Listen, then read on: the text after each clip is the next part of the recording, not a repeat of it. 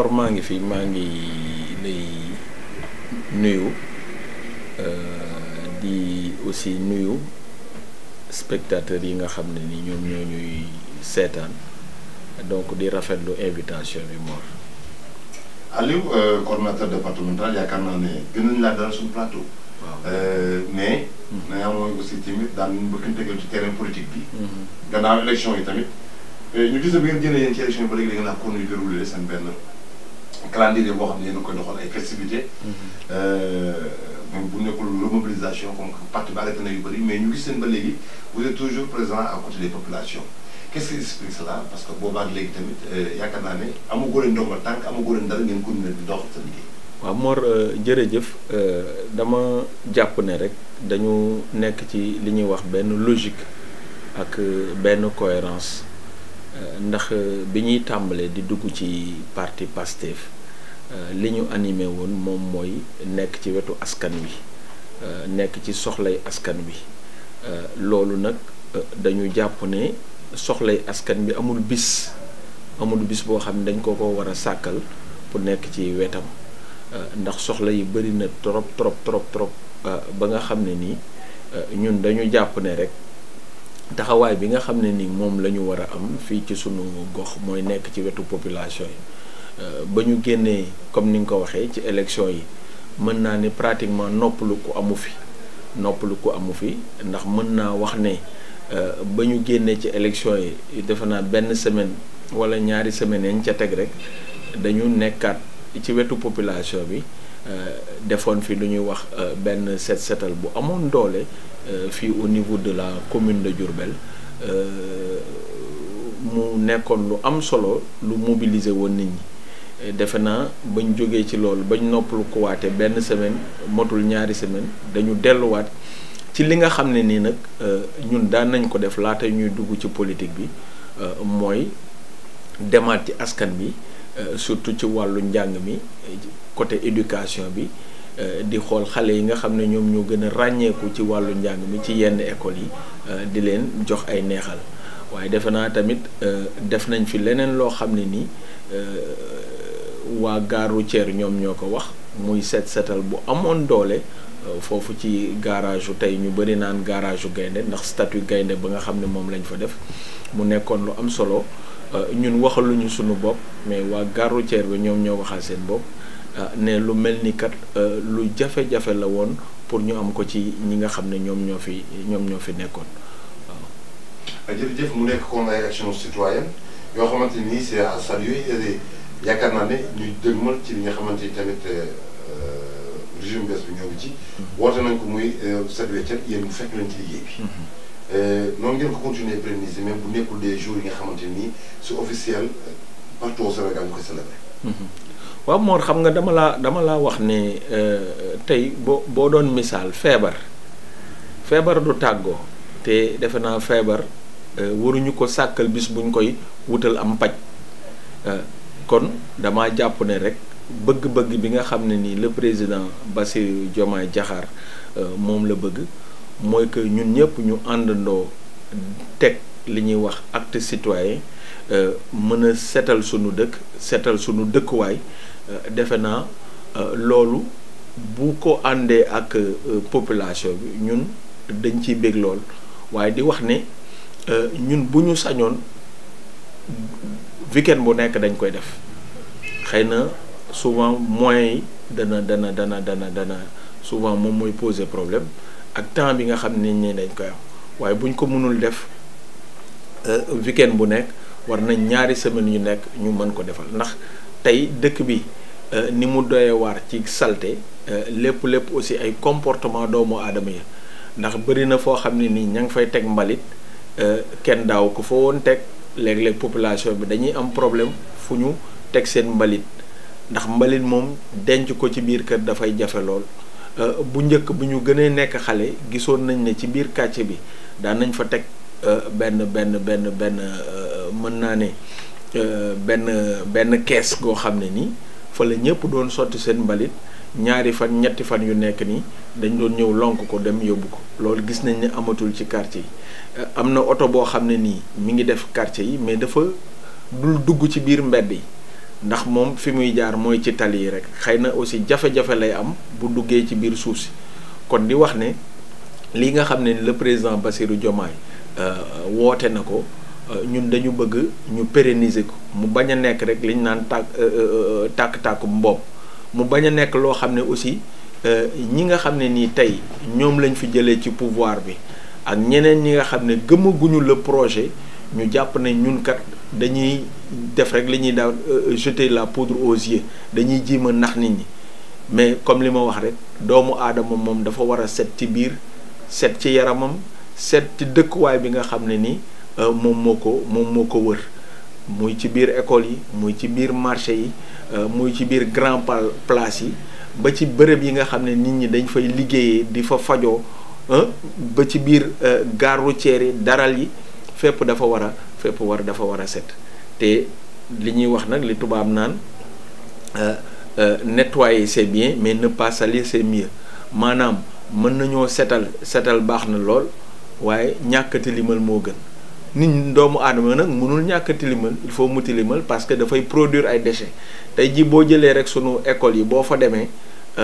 par jour rek li nga fay gis ci ay déchets kenn xamul lu mu toll ci ay boîte bonbon ci ay sachet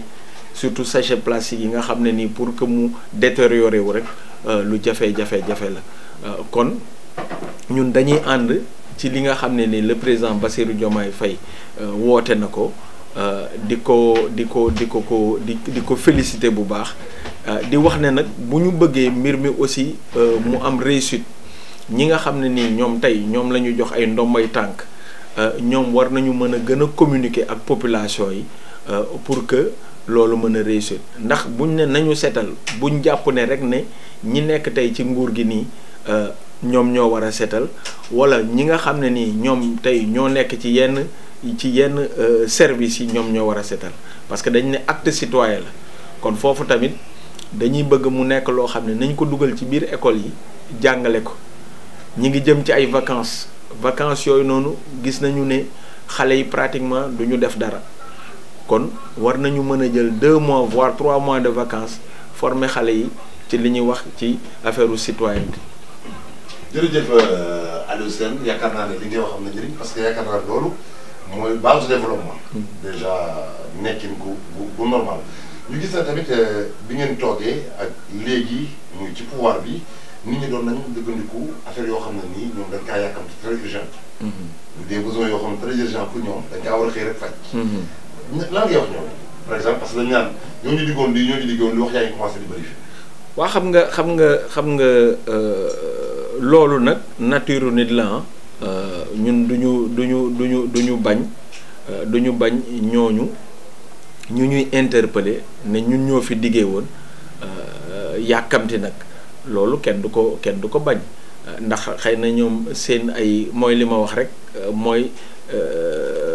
problème yi dafa bëree ba nga xam ne nii am na ci loo xam ne nii mënul xaar waaye nag li may wax nag am na ci nag loo xam ne nii saytu aussi daf ciy baax ndax tey bu ñu waxee ne dañuy continuer ci li ñu nga xam ne moom la ñu nekkoon dañu war a wàññi prix denrée yi muy diwlin muy ceeb muy suukar ak leneen lu mel noonu population yooyu la ñuy gën a soxla waaye fi ñu leen di woo rek mooy lu ñu le président Bassirou Diomaye waxoon keroog rek bi ñu amee daje ak moom mu xamal ñu ne kat moom dégg na jafe-jafe askan wi te lenn ñoru ko lu dul nekk ci jafe-jafe askan wi xool nan lañ koy saafara waaye damay wax na bit wax naa ko fi nit ma ne ko tey jii nii kenn ku nekk boo jógee ñu ne la kër gi kat tey yow yaa fiy kilifa nga war a doxalaat kër gi war ko defaraat defe naa da nga am benn temps boo xam ne da nga jooyantiwaat defaraat woote waat réunion ci sa biir kër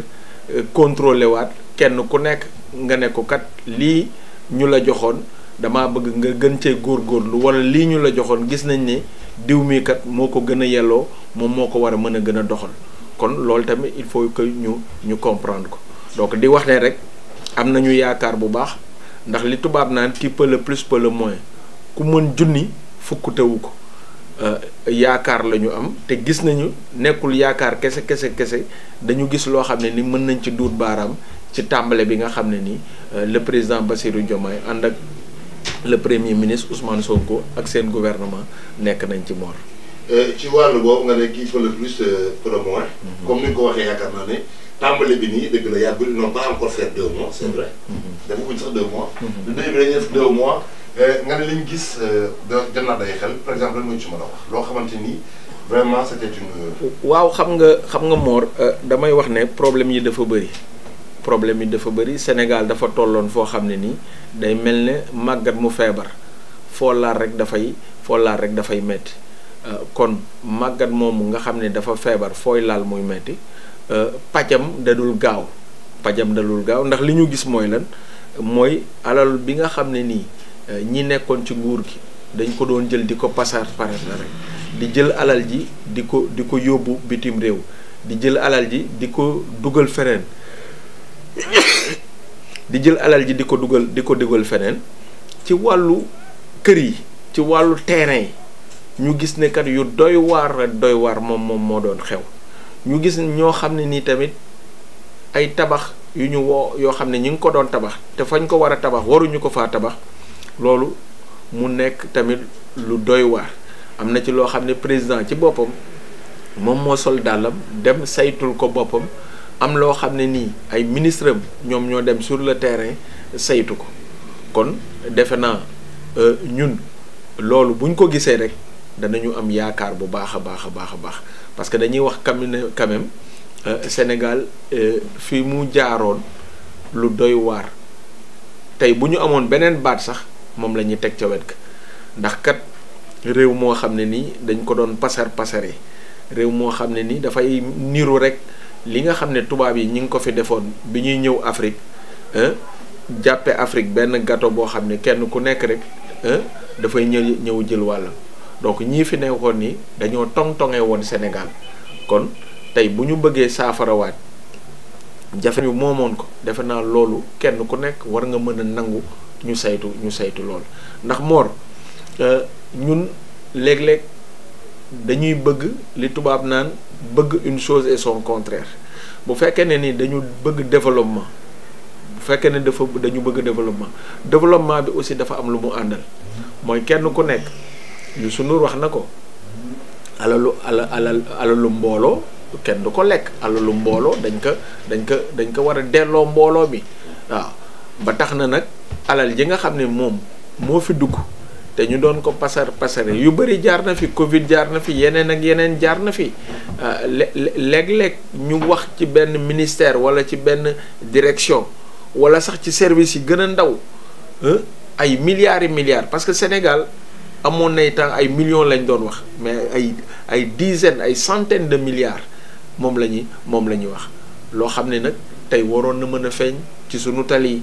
waroon na mën a feeñ ci sunu hôpitaux yi waroon na mën a feeñ ci sunu écoles yi waroon na mën a feeñ ci xëyu ndaw yi waroon na mën a feeñ ci feneen ak feneen tey yow loolu doo ko sentir kon yaakaar naa loolu le président Bassirou Diomaye tàmbale ak le premier ministre Ousmane Sonko ñun dañ ciy bég lool mu bañ a nekk nag loo xam ne rek comme li ma wax rek bu ñu tàmbalee bu ñu demaatee tuuti xëy na ñenn ñi ñaan nañ bàyyi ñu teg lépp ci suuf kon bu boobaa kon fi ñu doon xaar aussi le président Bassirou Diomaye ak le premier ministre duñ leen fa fekk kon lu ñu bëgg ndax man damay faral di wax ne war nañu mën a jël le mois de décembre comme ci jeexantalu at mi lay doon le 1er décembre ba le 31 décembre di ko def audit ci fépp foo xam ne ni alalu askan bi dafay dugg war nañ ko mën a saytu ña nga xam ne nii ñoom la ñu jox alal jooju noonu bu fekkee ne dañoo ñàkk jubal dañoo dëngal le 1er janvier fête lay doon le 2 nañ leen relever teg fa ñeneen ñu liggéey parce que ñaar rek moo fi nekk dafa am li ñuy wax sanction positive sanction négative ñi nga xam ne nii aussi liggéey nañu ca lañ leen dégg war nañoo mën a aussi neexal leen neexal bi nag jàpp naa ne du alal ju ñu joxe waaye xam nañ nan la ñu mën a distinguer koo xam ne nii ci wàllu liggéeyam liggéey boo xam ne nii bu mucc ayib lay doon mool. jërëjëf mbokk yi ñu seetaan yéen ci woon Baye Wane Aliou Sène coordonnateur départemental Pastef ñu ko félicité waat ci wax ju rafet yeeg action yi ngeen mëne mais Aliou di nga wax d'accord ba ñuy sumu mbir mi rek bañ ko arrêté. loolu lu intéressant la mais est-ce que tamit buñ toppee mbir mi rek track boobu noonu est-ce que tey jii liggéey dana am. waaw mais Mor lu tax liggéey dana am ndax damaa jàpp ne am na secteur yu bëri yoo xam ne man mi ab jàngalekat laa du man maay dem di saytu alal jooju yow mii tey yaa ngi ci sa domaine du yow yaay dem di saytu alal jooju boo demee ca hôpital ba kay liggéey ma ngay liggéey boo demee même ci justice bi tey am na ñoo xam ne nii du ñoom ñooy saytu loolu kon ñiy saytu ña ngay saytu ñiy liggéey aussi ñi ngi liggéey waaw kon defe naa dañu war a boole dañu war a boole ñaar yi waaw ndax lenn lu nekk nag réew mi niñ ko tëggee mooy dañu kenn ku nekk dañu la jox ay tâches kenn ku nekk dafa am ay prérogatives yoo xam ne moom lañ la jox moom nga war a doxal Mor. jërëjëf ci wàllu woowu ku nekk dafa am une tâche ci li ñuy ñëwaatee muy gis nañ fii vraiment bi ngeen teewee léegi indiwaat conseil interministériel muy mbir mu am njëriñ yaakaar naa ne dajale ay différents ministères donc waxtaan ak ñoom ci benn problème posé ko comme lu mel ni inondation bi ci mujj. muy mbir moo xamante ni jëluñ ci ay mesures yoo xam ne tey jii yaakaar naa ne bu ñu ko doxalee nit ñi mën nañoo génne loolu est-ce que tey jii par rapport ak ces rencontres là jàppoon na tamit au niveau local. war nañ ko def comme ni ngay wax noonu décembre yi. niveau local tamit ñuy xool. def boole ñi nga xamante ni ñooy yeneen pàcc yi dajaloo waxtaan di ko yëgal au niveau du sommet parce que développement c'est à la base quand même. waaw xam nga boo xoolee dañu am niñ koy waxee le président dafa nekk ca kaw moom am un premier ministre ak seen ay ministre ñu am ay direction mu am yoo xam ne ni toujours ci wàllu développement bi parce que lépp développement la secteur bu nekk danañ ci xalaat def ci benn conseil interministériel pour mën a boole ndax am na loo xam ne nii dañuy boole ay ministères yu bari pour ñu liggéey bi mën a ñoŋ waaye dañuy wax ne lenn lu nekk dafa war a am laboratoire fu ñu koy essayer donc damaa jàpp ne au niveau central bu ñu essayer mbir ba mu dox war nañ ko mën a wàcc aussi à la base da di nag tey boo seetloo généralement capital bi mooy ëpp ay jafe-jafe boo seetloo capital yëpp boo xoolee capital Dakar tey bu ñuy wax wàllu inondation Dakar ñoom ñoo ci gën a souffrir que yeneen régions yi waaye nag li may wax ne moyens yi nga xam ne nii infrastructure yi nga xam ne nii la capitale am na ko régions yi dañ ko amul bërki démb defe naa xaw ma démb maa ngi taseeg sama mag joo xam ne ni ci wàllu woowu lay liggéey dama ko xamal ma ne ko tey baax na trop ngeen di curer canal bi baax na mais généralement curage bi yéen veillu hivernage rek ngeen koy def mais man dama jàpp ne bu ñu doon curer tous les 3 mois bu ñu doon curer bu ñu ñëwee veillu hivernage curage bi dafay yomb te waruñu yem ci curage bi ndax la ma waxoon rek mooy dañu war a def aussi ci biir quartier yi li ñuy wax ay IEC des séances IEC information éducation et communication maanaam dañu war di sensibiliser ndax tey ñu ngi dugg ci weeru tabaski gis nañ ne nit ñi dañuy profité ci yenn waxtu yi di jël sax seen ay déchets di ko dugal moo xam ci si ay bouteilles la wala ay yeneen ak yeneen yoo xam ne ni ay der la di ko sànni ci biir canal bi am na mbedd yoo xam ne canal bi dafa jaar mais li lay gën a jaaxal mooy bu nawet bi ñëwee ndox ma dafay taa foofu ci buntu canal bi ça veut dire que waa quartier bi ñoom aussi am na taxawaay boo xam ne moom la ñu war a taxaw ndax damay wax ne nag baax na lool bis bu jot nga sikk état bis bu jot nga sikki mairie bi nga xam ne nii yow foofu nga nekk ndax am na loo xam ne nii aussi état mënul nekk toujours ci biir kër yi état mënul nekk toujours ci biir quartier bi mairie bi sax mënul nekk toujours ci biir quartier bi mënul nekk toujours ci biir mooy lan mooy que population yi ñoom tamit dafa am gunge boo xam ne nii war nañ ko gunge politique bi nga xam ne nii état bi da koy doxal jaarale ko aussi ci maire yi parce que dañuy wax ne aussi compétence décentralisée dafa am kon foofu tamit ni nga ko waxee rek Mor man damay jàpp ne rek lépp loo xam ne nii état bi nas na ko état dafa am li ñuy wax compétence déconcentrée daf ko am kon lépp loo xam ne nii jàpp nañ ko au niveau macro dañ ko war a indi au niveau micro wàcce ko ndax ministère bu nekk am na répondant boo xoolee ci chaque région am na répondant mën na bañ a am sax dans chaque commune mais au moins ministère bu nekk am na répondant dans la région kon defe naa ne foofu tamit am na liggéey boo xam ne nii le nouveau gouvernement war na ko mën a liggéey pour que askan bi toujours moom muy gis ne ñi ngi koy boole ci mbir mi. jërëjëf mbokk yi yaakaar naa ne première partie bi mu ngi noonu mu dalal ki nga xamante ni mooy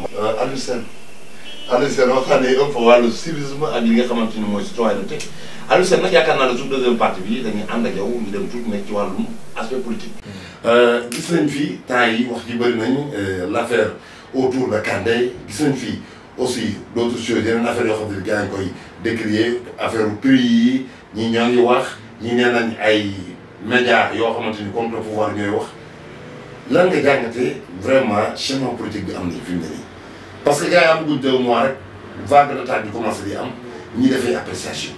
waaw mais xam nga Mor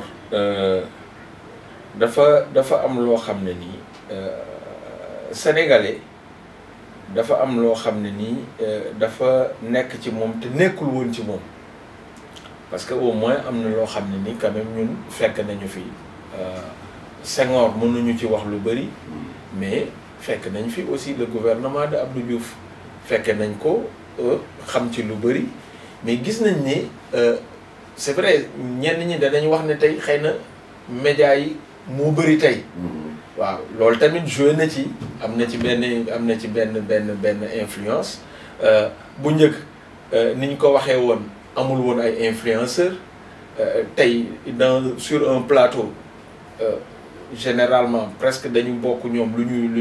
dañu niroole ay émissions à 19h da ngay gis sur le plateau ay chroniqueurs loolu bëriwul woon mais li ñu mën a wax mooy que empressement dafa am ci sénégalais bi le sénégalais est toujours pressé Mor sénégalais bi dafa yàkkamti mën nañu tëkkale tuuti rek tey bis boo ñëwee fenn foo xam ne nii dañ ne nit ñi dañ fay ran moo xam da nga dem Sénélec pour fay facture wala da nga dem SDE pour fay facture même da nga dem à l'hôpital fekk fa ay malade yow yaa ngi toujours wut benn buruxlu foo xam ne nii par détour da nga fa mën a jaar ba régler sa problème donc kenn nangootul jël son mal en patience ñiy wax nag aussi c'est on les comprend ñiy wax ndax damay wax ne ñi nekk ci gouvernement il gouverne ñi nekk ci opposition bi il s'oppose kon ñun tey bu yàlla defee ñu nekk ci nguur gi jël pouvoir bi ñun duñu bañ nit ñi di wax mais kenn ku nekk rek je pense que démocratie moo permettre le Sénégalais moom mu joxe xalaatam ci mbir mais yaakaar naa xalaat bu ñuy joxe tamit rek man li may wax nañ bañ di déraper nañ bañ di génn ci cadre bi parce que cadre dafa am tey lii tax ab joueur ñu ne ko muy jeu ba mu yàgg arbitre bi sifflé hors jeu c'est parce que nekkatul ci cadre jeu bi génn na ci complètement donc il faudrait que ñun ñëpp ñu xam opposition dafa baax cim réew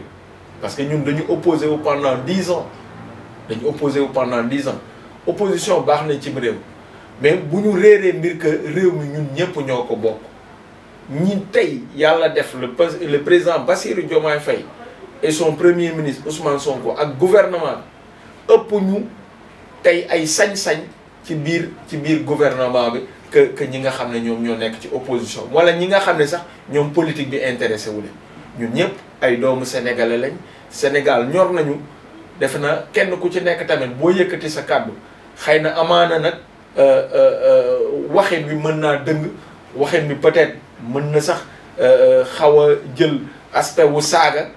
wala ay sos yooyu yëpp da ciy am mais defe naa kenn ku nekk da nga xam ne ni ñun Sénégal moom moo war a intéressé ñëpp. Sénégal moo war a intéressé ñëpp yaakaar naa ne suñu mbokk naataanga presse bi dem dafa di communiqué yu bëri tey jii rek suba ñoo ngi jotaat di communiqué des politiciens encore également ñoo ngi commencé ñenn ñi sax ils ont même titré que Sonko sur les traces Macky ba arrestation journaliste yi donc les journalistes bi d' accord bu dee s'il a fait commis une erreur wala benn faute est ce que tey jii baax na bu dégluwaatee rappelu Ousmane Sonko quand Pape Alé Niang a été arrêté ni mu ko doon défendre ak li mu doon wax par rapport au journalisme. mais Mor le président Ousmane Sonko qui est le président du parti du ñàkk défendre ab journaliste man dama jàpp ne tey jii rek maa ngi ko doon waxtaanee nit man jàpp naa ne Sénégal xam nga sànq dama la wax ci wàllu droit ci wàllu sañ-sañ le président de la République bi nii tey nii le président Bassirou Diomaye et son premier ministre yow mii nii ëpp ñu la sañ-sañ ci dëkk bi man mii ëpp ñu ma sañ-sañ ci dëkk bi kon li ñuy wax rek mooy tey le journaliste n'est pas au-dessus des autres citoyens il faut tamit loolu ñun ñu nangu ko je pense que lenn lu nekk liggéey bu nekk dafa laaj ñu encadrer ko waaw loolu dafa laaj ñu encadrer ko tey lu journaliste yi xeex ndax la tax ñu naan journaliste bi kenn waru ko woo kenn waru ko yóbbu ci justice lenn kese la parce que moom moo lay jox information waaye nag warul nekk loo xam ne peut-être privilège lay doon par rapport aux autres citoyens de ce pays là ñun am na fu ñu jot a jaar foo xam ne nii même bu ñu yàggul prison arrêté nañ ñu fi ci loo xam ne nii xëy na tey ña ko defoon sax jël nañu recul xam nañ ne lañ ñu arrêté woon je peux dire que teguwul fenn kon le citoyen moom tamit quel que soit métier bu mu nekk defe naa lépp lu muy def rek war na ci sédd aussi li ñu wax la déontologie parce que ñooñu dem jàngi journalisme dañ leen waxu déontologie waxu éthique kon defe naa ne yor sa plume wala yor sa micro di wax lu la neex te bu subaa bu ñu ñëwee bu ñu la woowee ne la kaay wuy justice say naataango c'est vrai solidarité de corps kenn du ko bañ ñun en tant que jàngalekat dafay am solidarité de corps yépp dafay am solidarité de corps mais il faut savoir raison garder il faut que nag nit ñi aussi ñu nangu tënku donc jàpp ma ne amul kenn koo xam ne nii quelle que soit ta profession nekk nga au-dessus de la loi amul kenn ku ca nekk kon tey nag bu ñu wax ne le président Ousmane Sonko le premier ministre tey dafa retourner vestam wul vestam dama jàpp ne tey ñi nga xam ne ils sont même pas du bord de Pastef bëgguñu ko ba ñëpp xam ne bëgguñu Pastef dañ koo bañ ba fësal ko defe naa ñooñu tey lépp loo xam ne nii teg nañ leen ko te teguwul ci yoon defe naa ñun ñi dañ koy défendre bu baax a baax kon foofu laay woolee les journalistes nañu xoolaat aussi le métier de journaliste waaw bu ñu waxee rek te yàlla tax tey moom kenn ku nekk da ngay woowee tey sa bopp journaliste mënatuñu distinguer kan mooy animateur kan mooy reporter kan mooy journaliste tout le monde est journaliste kan mooy chroniqueur ñëpp moom la ñu doon donc defe naa ne liggéey bi nag jar na ñu xoolaat ko ñu encadré waat ko ba ñu vraiment redorer le blason. voilà yaakaar naa ci point boobu lay des léegi est-ce que donc par rapport ngay wax encadrement bi et tout est-ce que ça sera facile demain avec les lanceurs d'alerte bi nga xamante ni président bëgg na ko kon. waaw mais man de Mor je ne suis pas dans le secret du président nekkuma koo xam ne nii dama koy xelal dama bokk ci parti bi am samay xalaat nag dama jàpp ne même bu ñu waxee waxu lanceur d'alerte li ma wax rek moom lay waxaat ndax man moom je suis une personne constante ci li may wax man nee naa amul kenn fii Sénégal tey koo xam ne tu es au-dessus de la loi ku mu mën a doon nag gisuma kenn koo xam ne nii tey war nañ la mën a jël aj la ci kaw yeneen citoyen kon lanceur d'alerte chroniqueur ak ku mu mën a doon defe naa ci li nga nekk kenn warul la jël aj la ci kaw keneen man loolu laa gëm moom. mbokk yi yéen a ko déggandoo yaakaar naa ne si cette question Aliou Sène ñu ne ci leeram nañ encadré yëpp rek ku ci nekk la yoon may nga def ko. leneen li des nga bàyyi ko waaye tamit du mos a coono suñu mbokku journaliste comme ni ko waxee tamit dëgg la parce que bëri nañu koy woote fi mu ne nii. te yaakaar naa doon nañu ko Aliou Sène revenons un peu à Diourbel. ñu waxtaan tuuti par rapport à la situation du baax sax xam naa doon ko bëgg mais faaw ñu aborder souvent yenn sujets yi. muy le cas de Matar Sène. Il est membre fondateur du parti et aujourd'hui il y a beaucoup de nominations de Louis Matar Sène fenn. Est-ce que yéen ñi ànd ak moom ak en tant que coordonnateur ñi ni yàgg nekk ci liggéey bi amul dara lu muy wàññi si yéen. jàppuma ko Mor parce que defe naa ne ñun ba ñuy dugg Pastef déjà ça fait 10 ans bu ñu dellu woon ci ginnaaw 5 ans ci ginnaaw mën nañu wax avant 2019 mën nañu woon dundee yaakaar ne bis Pastef dana jiite réew mi mais musul ñoo toog di xalaat ne dañ ciy nekk pour que bu subaa ñu def ñu lii tey dinaa la defal li tubaab naan xaw ma révélation lay doon mais dinaa la wax loo xam ne nii ku ma ko wax sax mën na laa yéem le 24 defe naa mars moo nekkoon élection bi yàlla def le président Bassirou Diomaye gagné ko 24 mars 24 avril 24 avril 24 mai ah tey defe naa on est le 31 mai c'est 2 mois 7 jours soo bokkee nit ndey ak baay gis taxawaayam gis pas-pasam gis fi nga xam ne fa la jaar ñu jële woon ko foo xam ne moom moo fa nekkoon kilifa direction de la monnaie et du crédit mu am division boo xam ne moom moo fa newoon kilifa gi pendant des années et des années ñu jële ko foofu mu toog ay at ñu jëlewaat ko fa yóbbu ko fonction publique Mor defe naa kooku mënoo ne situation mettiwu la dana la metti waaye nag li ma lay wax mooy la mooy booba ba tey jàpp wu ñu benn yoon boo xam ne nii ci julli gu ñu julli di ci ñaan sunu borom tàllal nañ sunu loxo sunu borom ne lii nii Matar Sène yàlla nañ ko ci def directeur yàlla nañ ko ci def ministre ñaanaguma ko te duma ko ñaan. lu tax duma ko ñaan. waaw Mor jaam day nangu bàyyee boppam yàlla ndax dama la wax dama logique ñun ba ñuy dugg Pastef ak yi ñu fi dal yépp parce que ñun compétir nañu gagné fi le poste de chargé de communication à l'IEF de Diourbel ñu bañ ñu koo jox tëj nañ ñu fi kaso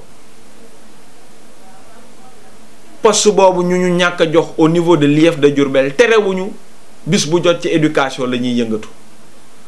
kon ñun dañu jàpp ne li nga xam ne nii moo ñu taxoon a jóg ba ñuy dugg ci parti politique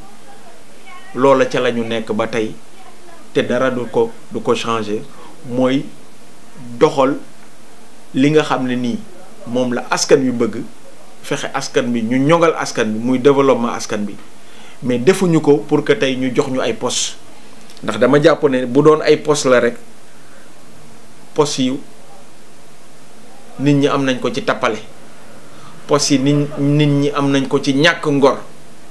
kon bu doon loolu mënoon nañu am poste avec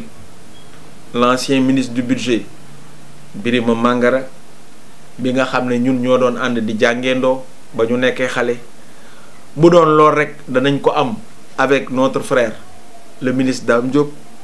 parce que ñun ñoo dëkk on a grandi ensemble bu doon lool rek danañ ko am ak sunu rek Pape Modou Fall bi nga xam ne nii laata ñuy dugg Pastef nekkoon nañ son chargé de communication kon loolu laay wax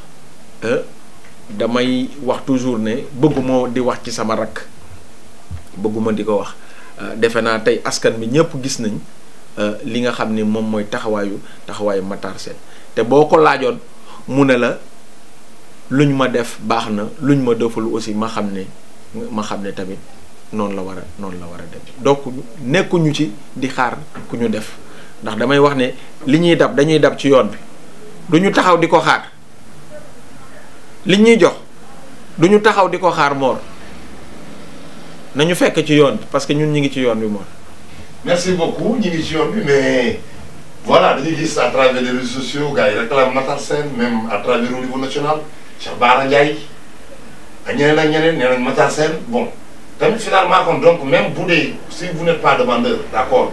on a eu pas mal d'entretien avec vous avec Matar Sène léegi nag yéen mais ñi dañ ne lii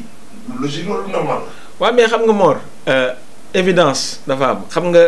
li doomu aadama li ñuy wax ku am xel doone nañ ma def ñun duñu mus a dundee lool dañuy ne wax ne doomu aadama nay moytu taxaw ci mbooloo ne def leen ma nañ ko moytu olof mooy ne ku am kuddu doo lakk ñay waxal Matar Sène bëri na ci sax ñoo xam ne nii Matar xamu leen waaye dañ koy suivre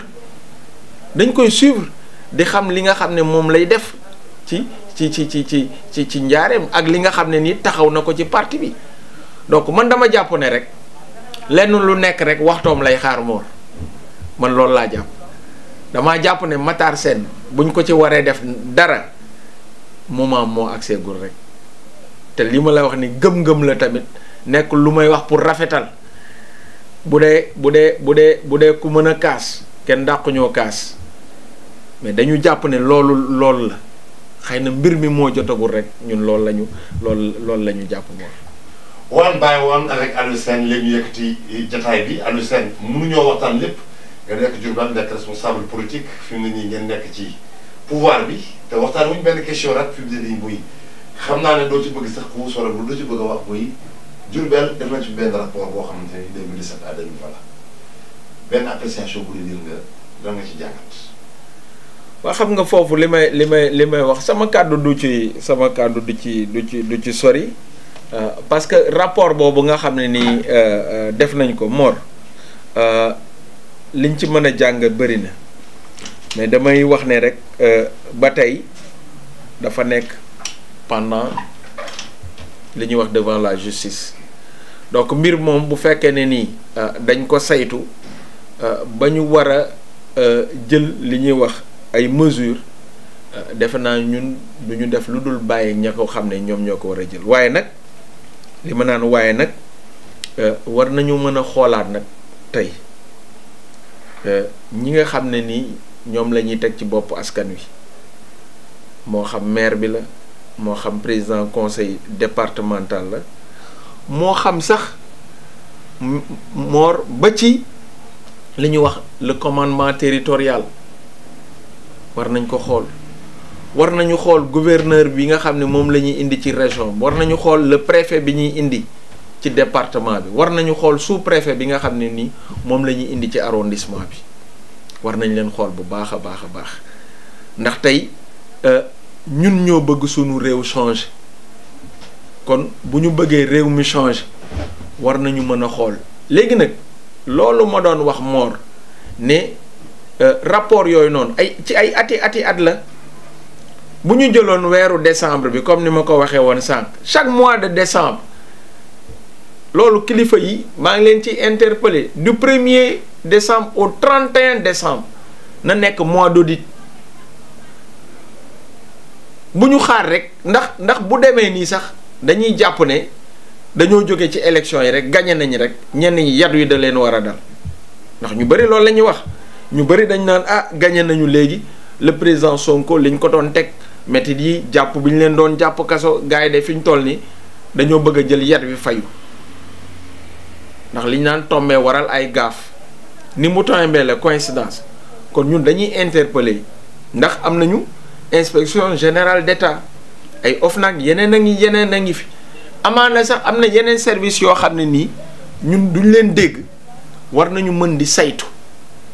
donc ñun dañu jàpp ne alalu askan bi fépp foo xam ne nii ñu ngi ko fay dugal fépp nag laay wax fépp xëy na tey maire yi la ñuy wax ak yeneen mais am na foo xam ne nii fu gën a jege askan bi gën ko maîtriser tey war nañu mën a di saytu foofu bu ñu tolloo ci décembre buñ ko saytoo bu doxul bu laajee ay daan ñu daan nit ki waaye bu demee nii nga gañe jóge ci élection yi dañuy jàpp ne kat yow ñi fi nekkoon ñoom ñoo la doon xeex kon tey yow il faut nga delloo leen yar bi waaw kon tamit dañuy wax rek ne kenn ku nekk alal neex na nag alal dafa neex Mor. ci xol la sax ci xol la sax mooy dafa neex lool ñëw nekk kilifa sa kër ñett ñeent juróomi oto fukki oto mën faa gaare ci ay 4x4 kenn ku nekk ngay yaataa yumbe bu ñu ñëwee taggal la say maam ngay jël alal wi di ko yàq te am na ñoo xam ne ni tey bu ñu añee du ñu reer am na ñoo xam ne nii seen ordonnance 1000 francs 1500 dañuy am jafe-jafe pour jënd ko yow tey ñu mën a wax ne di chiffrer ci ay milliards ci alalu askan boo xam ne yow yaa ko jël bàyyi woo suuf fenn fu nekk ñu ne am nga fa suuf kon yooyu dafay nekk lu doy waar kenn ku nekk nag li may wax bisu wax kenn ku nekk na nga ko sédd bisu wax bu jotee kenn ku nekk boo taxawee na nga wax te bul sëgg kon nañu bàyyi xel ne yàlla teraanga jim ñu jox war nañ ko mën di doylu da nga ci dund ba say sëtaat mën cee dund nga bañ ci lor askan wi kon muy njaare muy feneen foo xam ne nii saytu nañ ko ba génne ne kat ay malversation am nañ fa ak yeneen yoo xam ne am na fa ci ñàkk doxalin bu teguwul ci yoon kon foofu dañuy interpeller ña nga xam ne ñoom ñoo fa nekk kenn ku nekk na nga ci bàyyi xel mi ngi mel ne rek ñu lay bàyyiloo xel dee lii ñuy def nii askan bi war nañ ci bàyyi xel bu baax a baax njaareem gi ñu dëkk nii metti na lool jafe na lool kon tey bu ñu waxee ne maire bi kat yu bari feeñ na fi ci ay tooxi doon alors que tey fii mu dëkk nii am na ñu am problème yooyu ma doon wax léegi nii ay problème mu naan kon war nañu mën a xoolaat ndax nag lenn lu nekk bisam dana ñëw de ndax tey jii ñii fi nekkoon nii ku leen waxoon ba ci jour élection bi